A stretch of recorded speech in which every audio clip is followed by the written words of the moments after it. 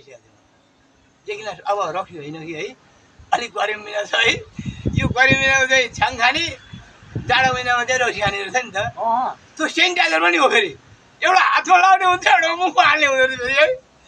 त्यो हातमा मात्रै लाएर के हुन्थ्यो मुखमा हाले पो अनि किरा फटाएर तिमी मर्छौ कोरोना नि हट्यो नि म हटिनँ नि कोरोना आएको सालमा पहिले चाइनामा उज्यो है अनि अमेरिकामा मर्दै मर्दै इन्डिया हुँदै हाम्रो नेपालमा आइपुगेछ है तिले सिधा दोष दियो नि त तैँले गर्दा कोरोना उब्जाएको हुने रे है अमेरिकी राष्ट्रपतिले यो चाइनाको राष्ट्रपतिले इ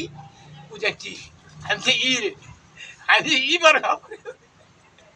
ऊ चाहिँ टी रे हामी चाहिँ इ रिमोटले चलाएको थियो नि त हामीले सम्झेर भने भोलिपल्ट उसले नाकाबन्दी गर्यो नि त तर नाक बन्द भयो नि मुख बन्द भएन नि हरै कालो बनाइ कालो तेह्रौडी कालो मुमडी कालो भन्दै क्या मैले होइन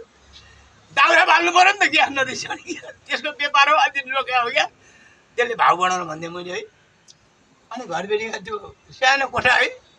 आगो बालेको त दुबै कालै कालो भयो है आगो नबाले के भयो नाकाबन्दी गरेको मुख त बन्द गर्नु भएन नि दुइटै बन्द गरेर मान्छे मरिहाल्छ नि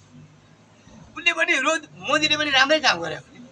यो मुख पनि बन्द गरेको थियो मान्छे नै नेपाली जिम्मे मर्थ्यो है तर मुख चाहिँ बन्द गरेन नि उसले नाक मात्रै बन्द गरे क्या नाकाबन्दी नाकाबन्दीको औचित्य छ हामी त छिमेकी राष्ट्र हो मिल्नुपर्ने हो नि त होइन हुन त झगडा पर्ने फेरि छिमेकीबाट छ टाढाको मान्छे चाहिँ बल्ल बल्ल भेटिन्छ अनि सेट हुन्छ यत्रो झगडा गर्नु त्यस्तो छिमेकीले झगडा बुझिदिनुहोस् मान्छेको सेट तर सेनिटाइजर भन्दै खाँदै गरौँ है खाँदै जाँदा सेनिटाइजर हेर्नु क्या अर्कै टाइजर पो हुँदो रहेछ टाइजर